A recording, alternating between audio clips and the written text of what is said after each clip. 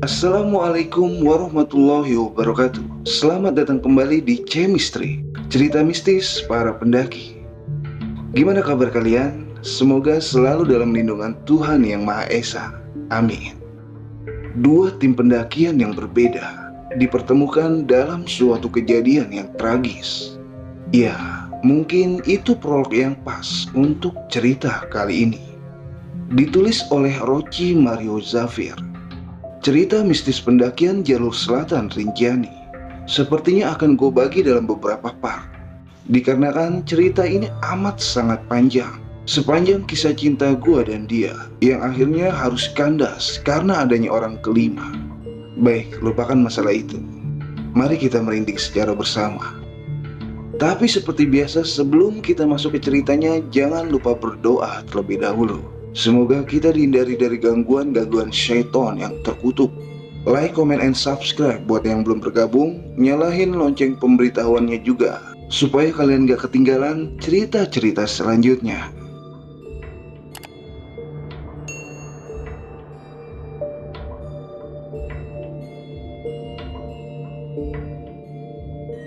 Perkenalkan, namaku Roci, tapi biasa orang menyebutku Oci. Sabtu, pukul 8 pagi, kami baru tiba di Dusun Timbanu, Lombok Timur. Aku, Andi, Dini, Unyil, Luris, dan Randy melakukan registrasi di kantor BTNGR atau Balai Taman Nasional Gunung Rinjani untuk keperluan mengurus simaksi. Hujan cukup lebat saat itu, kabut turun, dan uap pun tampak jelas berhembus saat kami berbicara. Sembari menunggu hujan reda, Unyil mengeluarkan terangnya untuk memasak air. "Bang Oci, ayo ngopi dulu," kata Unyil. "Oke boleh, saya beli pisang goreng dulu sebentar ya, biar lebih pas rasanya." Rasa kopi yang sedikit terasa pahit ditemani pisang goreng yang rasanya memang manis, memang pasangan yang pas di pagi berkabut dan dingin. Saat sedang asik menyeruput kopi, tiba-tiba hujan pun reda, hanya sedikit gerimis yang masih membersamai. Kemudian kami bergegas, packing semua peralatan dan kami siap berangkat. Seperti biasa, akulah yang dipilih menjadi tim leader, jadi akulah yang berjalan paling depan. Alam Rinjani memang indah, setiap jalur memiliki daya tarik tersendiri, dan tentu hal mistis yang menyelimutinya. Sudah banyak cerita-cerita dan mitos yang berkembang di masyarakat. Tapi untukku pribadi, itu hanyalah bunga-bunga Rinjani yang membuat Rinjani nampak indah dan menantang. Ketika baru 25 menit berjalan, hujan kembali turun. Jalan setapak yang kami lalui agak licin berlumpur. Sesekali kaki kami terpeleset, namun tidak sampai menyebabkan kami terjatuh. Suasana jalur selatan Rinjani memang agak sepi, karena hanya sedikit pendaki yang melewati jalur ini. Jalur ini bukanlah jalur untuk pendakian, untuk menuju ke puncak, melainkan hanya sampai ke Pelawangan Timbanu. Tapi, view dari lokasi ini adalah yang terindah, dengan pemandangan Gunung Barujari dan Danau Sagara Anak di dalam cekungan kaldera Rinjani Purba, serta di sebelah kanan ada pemandangan jalur puncak Rinjani serupa tangga menuju ke langit dengan awan di bawahnya. Jalur selatan memiliki hutan yang rimbun dan tak jarang pendaki tersesat di jalur ini. Banyak cerita bahwa mereka menemukan hal-hal aneh, semacam hutan Aokigahara yang misterius di Jepang itu. Saat kami melewati hutan, banyak sekali kami dengar suara-suara, seperti suara orang berburu babi hutan atau rusa. Tapi entah dari arah mana suara itu. Setelah tiba di pos 1, gerimis pun hilang. Namun angin dari arah selatan cukup kencang, yang berhembus membawa kabut dingin, menusuk sehingga membuat tangan dan bibir kami membiru. Tapi tiba-tiba Dini, salah satu anggota tim kami, mengalami hipotermia. Bibirnya membiru, tangannya menggenggam erat, kaku. Lalu kuputuskan tim untuk bangun tenda di sana. "Unyil, tolong ambil air dan masak." Andi bangun tenda, Dan Randy, tolong baluri tangan dan kakinya dengan minyak kayu putih. Ucapku untuk segera memberikan pertolongan pertama sambil kubikinkan mata api. Karena hujan, kabut, dan angin yang kencang membuat tubuh kami terpapar suhu dingin cukup lama dan membuat tubuh Dini tidak bisa memproduksi panas. Hipotermia suatu kondisi di mana mekanisme tubuh untuk pengaturan suhu kesulitan mengatasi tekanan suhu dingin. Hipotermia juga dapat didefinisikan sebagai suhu bagian dalam tubuh di bawah 35 derajat Celcius. Dalam kondisi terparah, penderita hipotermia seperti merasakan panas atau kepanasan sehingga ia membuka pakaiannya. Padahal suhu tubuhnya jauh turun drastis. Peristiwa ini pernah terjadi di tahun 94, di mana 7 orang pendaki ditemukan tak bernyawa dengan kondisi tidak mengenakan baju. Lalu aku mencoba membuat perapian, tapi cukup sulit karena dahan pohon semuanya basah terkena hujan. Akhirnya aku cari bambu yang sudah mati, kukuliti dan kuserut dengan pisau lipat sehingga menjadi seperti serat yang mudah terbakar. Akhirnya api pun siap, tapi hujan kembali turun. Untuk mencegah keadaan bertambah buruk, tim pun memasukkan Dini ke dalam tenda. Lalu ku minta Luris untuk melepaskan semua pakaian Dini untuk memberikan pertolongan berikutnya.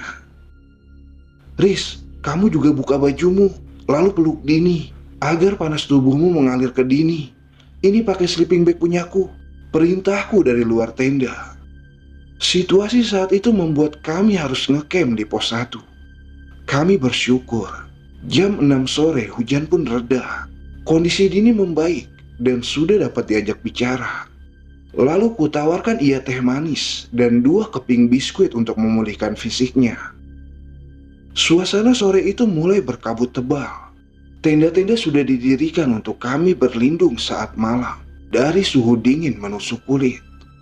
Langit di ufuk barat pun menjingga, terlukis indah dari celah tumbuhan bunga Edelweiss yang tumbuh setinggi bahu. Perlahan warna senja pun berubah menjadi gelap, kabut semakin tebal. Bahkan cahaya headlamp kami hanya mampu menembus kabut sejauh sekitar 10 meter. Tapi tiba-tiba, dari kejauhan, persis dari semak-semak, terdengar suara anak kucing mengeong. Awalnya kami tak menaruh curiga, tapi suara itu semakin dekat, hingga terdengar di balik pohon besar yang sudah setengah terbakar akibat kebakaran hutan bulan lalu. Kok ada suara kucing, Bang?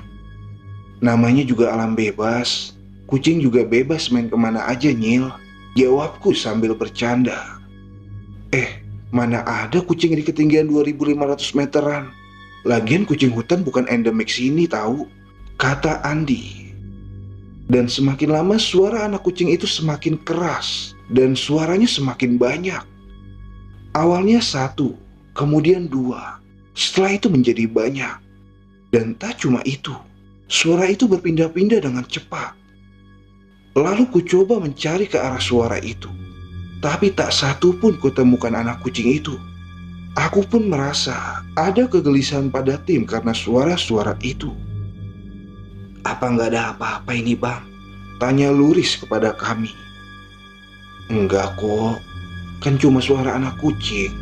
Kecil, tinggal lempar juga hilang, jawabku sambil bercanda agar suasana tidak mencekam. Saat kami makan malam, perlahan angin membawa aroma busuk dari balik batu yang biasa dijadikan tempat sesaji orang-orang yang mencari ilmu hitam. Kok bau bangke, Bang? Tanya Dini sambil muntah-muntah. Bau itu membuat kami mual, busuk menusuk hidung. Akhirnya kami putuskan masuk ke tenda kami masing-masing. Saat pukul 23:15 atau hampir setengah 12 malam, Unyil membangunkanku. Bang, takut aku nih. Abang denger gak? Ada suara perempuan nyanyi sambil main air di luar. Iya. Lalu kubangunkan Andi dan Randy dan langsung mencoba merekam nyanyian itu. Aku bukan lalu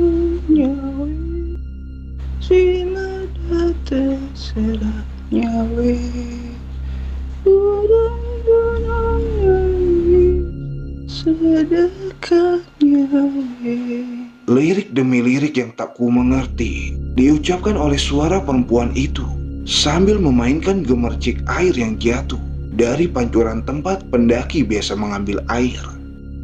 Lirik tersebut mengandung kata seperti hilang nyawa, ruh nyawa, bangkai, dan tangis. Sungguh membuat kami bergidik merinding. Sunyi. Tiba-tiba terdengar suara langkah mendekat ke arah tenda kami. Suara ranting patah terinjak dan anak kucing kembali terdengar mengeong. Dari tenda perempuan terdengar suara Luris. "Kayak ada yang nyakarin tenda kami dari luar, Bang." Suara Luris terdengar khawatir. Lalu ku ambil pisau lipatku. Ku putuskan keluar bersama Unyil untuk memastikan keadaan baik-baik saja. Dan ketika kami keluar, tiba-tiba Unyil terperanjat. Tampak seekor monyet hitam berukuran besar, seukuran bocah 7 tahunan, menatap ke arah kami sambil menampakkan giginya. Monyet itu tidak menggeram. Ia nampak seperti senyum, lalu kabur ke arah rimbunan semak. Akhirnya demi keamanan dari binatang-binatang liar, kami berjaga dan membuat api unggun. Malam itu kami tidak tidur lagi. Hingga pukul 5 pagi, kami hanya sibuk menjaga api agar tidak padam sambil memasak air. Hari berikutnya, pukul 7 pagi, asap pagi unggun memayungi pagi yang gerimis. Ditemani aroma kopi hitam dengan kabut tipis-tipis turut serta membersamai. Padang Edelweiss memenuhi setiap sudut mata memandang. Embun menggantung indah pada jaring laba-laba yang terajut memikat serupa kalung intan termahal. Kupu-kupu pun berterbangan. Ia tak berkata, namun mampu memikat hati dan mata, serasa pagi yang sempurna. Dan setelah semua anggota tim terbangun, lalu selesai sarapan, kami pun fokus mengatur rencana agar sampai di Pelawangan sebelum malam. Pukul 9 pagi, kami pun berangkat menuju Pelawangan. Sebelum ke Pelawangan, tentu kami harus melewati pos 3. Dan jalur menuju pos 3 merupakan jalur yang ekstrim. Batu-batu yang kami pijak tampak dilapisi lumut, sehingga cukup licin. Dengan kemiringan tanah 45 derajat, pendakian itu sangat menguras tenaga. "Lembab sekali ya Bang jalurnya," kata Unyil sambil terengah-engah. "Di sini memang lebih tinggi curah hujannya. Lebih berkabut juga dibanding jalur Sembalun atau Senaru. Setiap pijakan kami perhatikan baik-baik. Bebatuan cukup licin. Dan di kanan kiri kami ada jurang sedalam 20 meter. Semak-semak tumbuh subur dan agak menghalangi jarak pandang kami. Yang perlahan kami terabas semak belukar dengan tebasan pisau Tramonita. Kami pun tiba di pos 3 lebih awal dari perkiraan, sekitar pukul 3:15 menit. Kami pun memutuskan untuk rebahan dan beristirahat sejenak, menikmati luasnya padang Edelweiss yang tumbuh setinggi dada orang dewasa. Tak lupa juga kopi hitam turut menjadi pemanis, sambil memandangi langit sore yang bersih. Sesekali kami menyadari betapa pentingnya menjaga dan melestarikan alam ini, daripada hanya terkurung oleh ruang dan waktu, di mana semua hanyalah kefanaan yang sia tanpa kita nikmati dan bersyukur. Jalur ini sungguh sepi, asri dan lestari. Selain kami berenam, tak ada lagi yang kami jumpai selain angin, savana, Edelweiss, serta kulit kayu yang melapuk berlumut yang seakan memberitahu cerita yang telah lalu. Ia seakan percaya pada sebuah harap yang tak sungguh-sungguh, lapuk dimakan lumut. Namun, kami menikmati keterasingan pada jalur selatan ini. Setelah cukup melepas penat, kami pun kembali melanjutkan perjalanan, supaya dapat menghindari kabut yang biasa menyelimuti savana di sore ini. Treknya tidak begitu menanjak, cukup landai, tapi disinilah kesulitan jalur ini. Jalan setapak tak begitu jelas terlihat. Edelweiss pun tumbuh semaunya. Padang rumput terhampar luas mata memandang. Benar saja, baru 10 menit kami berjalan, kabut tebal pun turun menyelimuti kami. Akhirnya kami membuat string line pada jalur yang kami lewati untuk sekedar berjaga-jaga jika kami tersesat nanti. "Kok tumbuhan Edelweiss-nya diikat begitu, Bang?" kata Dini penasaran. "Ini namanya string line." "Untuk apa, Bang?" kata Randi menyambung pembicaraan. "String line itu sebuah penanda bahwa jalur ini pernah kita lewati. String line itu sekedar istilah saja, gak harus pakai tali. Kita bisa patahkan dahan, mengikat batang pohon atau ranting yang gampang untuk dilihat, sehingga dapat membantu kita mengingat jalur, terutama yang baru pertama kali kita lewati," jelasku memberikan pemahaman. "Wah, dapat ilmu nih kita, Bang," kata Luris. "Ini pengetahuan dasar yang perlu kita kuasai saat melakukan kegiatan di alam bebas. Jadi rencanakanlah yang terbaik, tapi persiapkan dirimu untuk hal terburuk." Karena jalanku agak lambat untuk menandai jalur, tiba-tiba Unyil tak nampak. Ia berjalan di depan kami dan kabut menghalangi. Jarak pandang kami sungguh terbatas, tak sampai 10 meter, bahkan mungkin sekitar 7 meter. Kami pun berkumpul berlima untuk mencegah tim terpisah. Kami berusaha untuk tetap tenang. Kami duduk, berpikir, mengobservasi, dan membuat rencana darurat untuk menemukan Unyil. Tak ada satupun orang yang boleh keluar dari lingkaran, tegasku. Kami berusaha memanggil namanya sesekali, sambil berusaha mengurangi suara teriakan. Di alam bebas, suara-suara teriakan lebih baik dikurangi, karena kita tidak tahu makhluk apa yang mengintai. Kabut yang lebat benar-benar menjadi rintangan tersendiri di gunung bertipe savana luas seperti jalur selatan Rinjani. Hari sudah menunjukkan pukul 5 sore.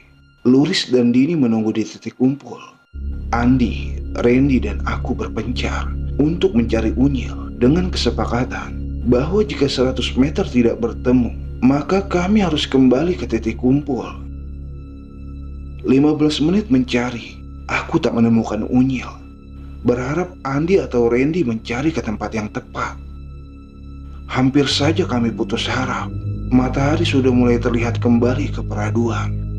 Ufuk barat tampak samar-samar memerah dan kabut perlahan menghilang.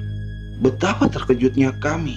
Ternyata Unyil yang kami cari tengah ketakutan bersembunyi di bawah bebatuan besar. Begitu senangnya ia bertemu kami. Ia pun menceritakan bahwa ia tersesat karena mengira kami sudah di depan mendahulinya, sehingga ia mengejar kami. Ia merasa dipanggil seseorang yang suaranya mirip dengan Andi. Setelah ia ikuti suara itu, ternyata ada sesosok anak kecil tanpa mengenakan pakaian dan tidak pula mengenakan celana, berlari ke dalam kabut, tertawa cekikikan, seolah sedang bermain. Kemudian tiba-tiba anak kecil itu lompat ke jurang yang persis berada dekat batu besar. Unyil mengaku terkejut karena setelah lompat, tiba-tiba anak itu naik lagi, tertawa, dan lompat lagi. Kemudian naik lagi dengan kepala berdarah-darah, namun masih tertawa. Oleh karena itu, ia diam meringkuk memeluk kakinya dan tak mampu berbicara sesaat. Setelah kejadian itu, kami pun bersegera pergi dari tempat itu, menuju Pelawangan untuk membangun tenda agar dapat segera beristirahat. Setelah tiba di Pelawangan jalur selatan Rinjani, kami pun membangun tenda. Waktu menunjukkan pukul 6 menjelang maghrib. Tiba-tiba kami terperangah dengan pemandangan sekelompok orang mendaki dari arah Segara Anak menuju Pelawangan jalur selatan. Nampaknya mereka hendak pulang. Jalur ini tidak direkomendasikan dan tidak resmi karena kemiringan medan 70 derajat yang sangat curam lagi berbahaya. Apalagi ditambah hari sudah mulai gelap. Terlihat pria yang berada paling depan dari rombongan tersebut berjalan melipir zigzag di antara tebing-tebing berketinggian 50 meter dari camping ground atau sekitar 2.900 meter di atas permukaan laut. Tebing itu berada persis di sebelah selatan Gunung Barujari. Karena ekstrimnya jalur tersebut, membuat kami menahan nafas melihat sekelompok orang berjalan menyamping, melipir di antara tebing curam. Dari atas pelawangan tim kami membantu memberikan penerangan agar mereka tidak hilang pijakan. Saat sedikit lagi mereka hampir sampai ke tebing terakhir, pria yang berada pada posisi paling depan dari rombongan itu tiba-tiba hilang arah. Ia memanjat tebing ke arah kanan yang sangat curam, padahal seharusnya ia zigzag ke arah kiri. Saat ia menyadari jalur yang dipijak salah, ia bermaksud kembali. Namun naas, sepertinya kondisi pria itu sudah lelah. Ia benar-benar hilang arah dan tak tahu harus berpijak pada rekahan tebing yang mana. Ia pun bergelantungan, berpegang pada rekahan tebing seujung jari. Sampai akhirnya, ia pun terjatuh dari tebing ke kawah rinjani yang dalam, yang tertutup kabut tebal. Kami melihat ia terjatuh seperti boneka melayang dan menghempas bebatuan tajam. Suasana panik, mencekam, dan ia pun hilang, tertelan jurang pelawangan jalur selatan. Oke, sampai sini kita beralih ke dalam cerita rombongan tersebut, yang dimana salah satu dari mereka terjatuh ke bawah jurang. Dalam tim ekspedisi tersebut terdiri dari 8 orang pendaki, yaitu Bang Ron, Dia, Zahra, Jeko, Opik, Ibnu, Alit, dan Fadli. Saat itu waktu menunjukkan pukul 5:45. Di waktu pagi, lembab, dingin berkabut. Langit kian lengang, manakala cahaya bintang yang tadinya berserakan tersapu sinar matahari yang angkuh. Dia duduk pada batu dingin yang setia menemani danau segera anak seluas mata memandang. Di depan tenda laki-laki, Bang Ron dengan rambut panjang terikat, tangannya terlihat lihai mengaduk segelas. Pohon-pohon cemara tak pernah bosan mendengar bisikan angin dan tangisannya yang membasah. Di sebelah timur terlihat bocah memancing, sedang ayahnya memungut ikan yang menepi karena kadar belerang yang tinggi. Pun di hadapannya, ikan-ikan karper dan mujair seolah berlindung pada rerumputan yang terendam. Saat pagi, ikan-ikan menepi karena belerang yang beracun dari arah Gunung Barujari. Ikan-ikan itu terlihat beranak pinak semenjak tahun 96. Setelah dilepas oleh Presiden Soeharto beserta rombongan saat itu, dan mereka menolak untuk punah. Ya, ikan-ikan itu bertahan dan beradaptasi hingga dimanfaatkan pendaki sampai detik ini. Pada permukaan danau, uap-uap serupa awan tipis menari-nari, seolah berkata pada air, "Aku bagian dirimu, tapi aku meninggalkanmu tanpa perasaan." Sekali lagi kita bertemu dan bersama, dan sekali lagi pula aku mengenangmu tanpa perasaan, menguap dan hilang. Dari kejauhan, sesekali suara gemuruh terdengar dari longsoran batu di sekitaran kawah Gunung Barujari, seperti memberikan pertanda. Sedikit ke arah tenggara, puncak Rinjani mulai tampak menguning, terpapar cahaya matahari yang mungkin saja puncak itu masih membeku kedinginan. "Kopi Mbak Dia?" Tiba-tiba Bang Ron menawari. Tentu saja dia terima tawaran kopi itu dengan senyum terindahnya. Selalu saja kopi mampu menghujam sepi. "Kita start pukul 9 teng ya Mbak, sesuai kesepakatan bersama tim semalam. Jadi nanti kita lewat jalur ini, melipir lewat tebing di atas danau," kata Bang Ron membuka obrolan sebagai anggota tim yang paling berpengalaman. "Kira-kira butuh berapa lama dari camping ground ke kaki Gunung Barujari?" Dia bertanya dengan penuh penasaran sambil menyeruput kopi hitam. "Ya kalau lancar, kita bisa tiba di sana sekitar 1,5 jam. Untuk sekedar info aja nih, jadi jalur selatan ini sangat ekstrim. Jalurnya bukan nanjak lagi, tapi ini tebing yang berdiri tegak," kata Bang Ron sambil menunjuk ke arah jalur yang nampak seperti tembok raksasa yang tegak berdiri menjulang. "Jalur ini memang bukan jalur resmi, tapi kita dapat memangkas waktu tempuh dan kita bisa langsung tiba di Lombok Timur." Dari kejauhan, seolah tak ada jalur. Hanya ada tebing tinggi menjulang, puluhan bahkan ratusan meter tingginya. Tampak mengerikan, dan telapak kaki terasa ngilu, membayangkan trek yang sangat ekstrim untuk dilalui. Selamat pagi Rinjaniko yang cantik. Jeko terbangun, sambil mengusap wajah dan tangan kanannya menuju kopi.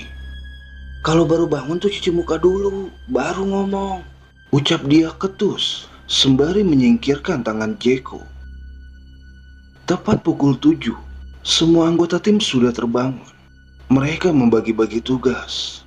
Dia dan Zahra bertugas memasak untuk tim. Ikan hasil memancing semalam digoreng. Dan tak lupa ikan asin yang mereka beli di pasar Aikmel. Mereka membuat sambal terasi dengan perasan jeruk limau. Aroma ikan asin yang digoreng serta perasan jeruk limau menyebar ke seluruh danau dan merangsak masuk ke dalam tenda. Jeko, Alit, Ibnu dan Fadli bertugas mengambil air ke sumber mata air di dekat Aikala, tempat permandian air panas yang berjarak 10 menit dari tempat mereka. Sementara Opik dan anggota yang lainnya membereskan tenda agar segera bisa start setelah sarapan. Setelah menu sarapan siap, semua anggota tim ekspedisi duduk melingkari menu sarapan yang tersedia. Ikan karper, ikan asin, telur dadar, mie rebus dan sambal terasi benar-benar terasa menggugah. Para atlet makan pun beraksi. Tiap bulir nasi dieksekusi hingga ke sudut-sudut, bahkan ke balik sendok. Pendakian itu benar-benar mengajarkan mereka arti persahabatan, kebersamaan, dan keterbatasan di saat makanan sedikit, tapi harus cukup untuk semua orang. Setelah selesai sarapan, waktu masih menunjukkan pukul 8:15. Dan lagi, kopi tak ingin ketinggalan untuk dinikmati sebelum berangkat menjajal jalur selatan. Sembari ngopi, Bang Ron memimpin briefing untuk mengatur skenario pendakian pulang melalui jalur selatan ini. Mohon perhatikan baik-baik ya. Air sangat berguna karena beberapa jam ke depan kita tidak punya sumber air bersih sebelum sampai pos 3 jalur selatan. Jadi tolong manajemen air diperhatikan. Saran dari Bang Run kepada tim. Sementara tim ekspedisi pun khusyuk mendengarnya. Kita akan berjalan melipir dari pinggir danau hingga kaki gunung Barujari. Kemudian kita istirahat di sana untuk makan siang. Selesai makan siang kita lanjutkan jalan. Dan mohon agar mata tetap awas karena trek ini berupa tebing. Kita akan berjalan menyamping berpegang kepada tebing dengan durasi waktu sekitar 2,5 jam sebelum sampai di pelawangan jalur selatan. Dengan catatan tidak ada kendala, tutup Bang Ron. Dia pun memasang sepatu trekking dengan penuh ragu dan diamankannya 1 botol besar air minum di sisi kerilnya untuk persediaan di jalan. Setelah pukul 9:07, mereka pun berangkat. Mereka melalui padang ilalang, ditemani suara burung dan suara katak yang sedang bercinta. Dikelilingi tebing serupa dinding raksasa yang terkelupas. Tapi tiba-tiba, mendung menyandra langit yang tadinya biru, kini pun menderu. Tebingnya agak licin bang, apa masih harus lanjut? Gak apa-apa, terus aja, jawab Bang Ron mantap. Perlahan mereka pun melewati tebing yang berjarak 1 meter dari permukaan danau yang dalam berwarna kecoklatan. Jari-jari tangan mereka berpegang pada rekahan tebing yang terbentuk sejak letusan Rinjani Purba di tahun 1257 Masehi. Saat berpegang pada sebuah celah berlubang seukuran bola kasti, tiba-tiba tangan dia menyentuh tangan yang lain. Tangan itu terasa dingin dan kurus. Ia pun terkejut dan lantas melepaskan pegangannya hingga tercebur ke danau beserta tas kerilnya. Untungnya jarak ia tercebur hanya 1 meteran saja. Di dalam air danau yang keruh dan dingin, betis dia terasa tersenggol sesuatu yang bergerak, besar dan terasa kasar. Dengan wajah pucat, ia pun meminta tolong ke rekan-rekannya. Pegang ini, Opik menjulurkan tongkatnya. Akhirnya dia pun dapat menepi dengan selamat. Setelah mereka tiba di Gunung Barujari, langit membiru dan mereka kembali beristirahat. Sambil beristirahat, Bang Ron berpesan kepada tim agar jangan panik ketika ada kendala apapun. Teman-teman, kegiatan alam bebas itu berbahaya. Rumah sakit jauh loh. Sambil bercanda, Bang Ron menasehati anggota timnya. Jalur ini sepi. Ketika ada sesuatu terjadi dan kita panik, maka keadaan justru akan memburuk. Panik itu sumber segala masalah di alam bebas, lanjut Bang Ron. Dia pun berusaha menenangkan diri saat itu. Dan setelah mereka selesai mendengar nasihat Bang Ron, mereka pun makan siang di bawah teduhnya cemara hingga pukul 2 siang. Pemandangan kaki Gunung Baru Jari serupa hamparan lautan pasir yang luas dengan bongkahan-bongkahan batu setinggi gedung 3 lantai, serupa kapal yang berlabuh. Semua tim pun menyantap makan siang yang telah disajikan, kecuali Bang Ron. "Mari Bang, kita makan dulu," ajak Zahra kepada Bang Ron. "Santai aja Mbak, masih kenyang. Aku cukup ngopi aja. Selagi masih ada rokok, aman kok. Nanti ajalah sekalian di Pelawangan." Setelah selesai istirahat dan makan siang, tim pun kembali melanjutkan perjalanan. Tapi tiba-tiba Opik berjalan ke tepian danau. Ia kencing di belakang batu besar, tempat di mana para penghayat kepercayaan menaruh sesaji sebelum dilarung ke danau. Opik melihat seorang berusia lanjut yang kala itu sedang memancing. Namun hanya Opik yang melihat pendaki tua itu. Nampak jelas tulang dadanya yang kurus dan perut yang sangat ramping. Ketika Opik menyapa kakek tersebut, kakek itu hanya diam dengan raut wajah datar. Dilihatnya hasil pancingan kakek tersebut. Seketika Opik pun terperanjat karena ia melihat ikan tangkapan kakek tersebut seukuran karung 50 kg dengan sisik ditumbuhi bulu ijuk. Sekuat tenaga, Opik pun berlari menuju tim. Tapi kakek tua misterius itu membututi dengan mata merah melotot dari semak-semak. Ia sepertinya nampak marah dan memburu Opik. Kakek tua itu menyeret salah satu kakinya yang kurus kering dan bengkok. Opik pun berlari dengan kecepatan penuh. Dengan wajah pucat, ia meminta tim agar bergegas pergi.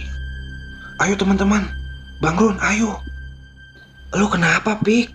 tanya Zahra. "Itu kakek dapat ikan segede gaban, berbulu lagi." "Nah ini, jangan bisa dari tim," tegas Bang Ron. Kemudian mereka pun bergegas meninggalkan tempat tersebut.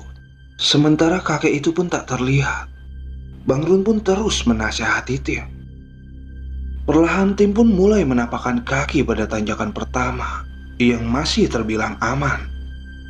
"Wah, ternyata jalurnya gak sesulit Gunung Semeru ya. Bahkan raung lebih ekstrim nih," kata Jeko meremehkan.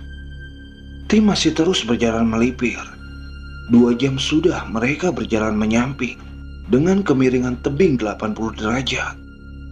"Serius ini jalurnya begini Bang?" tanya Jeko kepada Bang Ron. "Lebih ekstrim gunung mana?" tanya Bang Ron menyindir agar mereka tidak lagi meremehkan alam dimanapun. Bang Ron pun merasa ada yang aneh saat itu. 2 jam sudah mereka memanjat tebing, berjalan menyamping, tapi mereka belum juga sampai di letter Z. Mereka pun kemudian beristirahat di tepian jurang sedalam puluhan meter. Bang Ron pun terlihat mulai lelah saat itu. Terlebih ia tidak makan siang sedari tadi. Bulir keringat sebesar biji jagung turut membasahi wajahnya. Matahari pun hendak kembali ke sarangnya. Perkiraan Bang Ron meleset. Tebing yang biasa dilewati paling lama 2,5 jam, kini terasa panjang dan melelahkan. Bahkan hari menjelang gelap. Pukul 6 sore, mereka pun tiba di pinggir tebing letter Z. Mereka harus memanjat satu persatu. Letter Z merupakan satu-satunya jalan berupa tebing yang harus dilewati untuk bisa sampai Pelawangan jalur selatan. Jalurnya zigzag dan kedua tangan harus berpegangan pada tonjolan batu tebing dan rekahan. "Ayo, semua siapkan headlamp," perintah Bang Ron. Karena saat itu hari mulai senja dan angin berhembus cukup kencang. Dingin pun menusuk. Pemandangan dari letter Z ke arah danau sungguh membuat ngilu. Untuk melihat ke bawah pun serasa pandangan mata berayun-ayun. Sedikit saja salah langkah, maka batu-batu tajam siap menyapa dan mengantar para pendaki ke alam baka. Perhatikan baik-baik ya, ini jalurnya zigzag. Tangan wajib berpegang pada tebing dan jangan melihat ke bawah. Miringkan badan kalian agar menempel ke arah tebing guna mengurangi beban tas keril kalian. Jika tidak yakin, lepas keril kalian dan estafetkan ke atas. Pungkas Bang Run. Bang Run pun memimpin. Ia memanjat paling pertama guna memberikan contoh. Kondisi Bang Run saat itu benar-benar letih. Keringat pun mengucur deras dari kedua telapak tangannya. Bang Run melipir berjalan menyamping ke arah kanan sekitar 4 meter, kemudian ke arah kiri menanjak. Dia dan Zara pun membuntuti, diikuti Opik serta Jeko. Kemudian anggota tim lainnya pun memanjat sesuai arahan. Karena perut yang kosong, terlebih suhu yang teramat dingin, ditambah fisik Bang Run yang mulai letih, saat itu ia mulai berhalusinasi. Ia nampak seperti bicara dengan sesuatu yang tak dilihat oleh anggota tim lainnya. Ia seperti melihat seseorang yang mengarahkannya untuk terus memanjat tebing melipir ke arah kanan. Oh, ini pijakannya. Iya benar, ucap Bang Run berbicara sendiri. Saat itu terlihat cahaya headlamp menyorot ke arah tim dari arah pelawangan yang seperti memberi bantuan penerangan. Bang Run pun sudah melipir agak jauh ke arah kanan. Dia dan Zara mulai merasa Bang Run mulai kehilangan arah dan tak tahu berpijak di mana. "Bang, bukannya ke kiri?" teriak dia. Kemudian Bang Run pun berhenti sejenak melihat ke arah belakang. Kakinya hanya berpijak seujung sepatu gunung, mungkin hanya 2 inci. Jemarinya pun basah berkeringat, memegang rekahan tebing dengan 2 ujung jari, jari telunjuk dan jari tengah. Guna mengurangi beban, ia pun membuang tas keril di punggungnya. Tapi karena lekukan batu, pegangan menjadi licin karena keringat. Dan naas, ia pun ikut terjatuh bersama kerilnya. Semua pun berteriak, panik dan terkejut bukan kepalang. Bang Run yang paling berpengalaman dalam pendakian itu terjatuh dari ketinggian lebih dari 100 meter. Tubuhnya pun menghantam tebing 4 kali, yang kemudian hilang tertelan jurang yang tertutup awan tebal.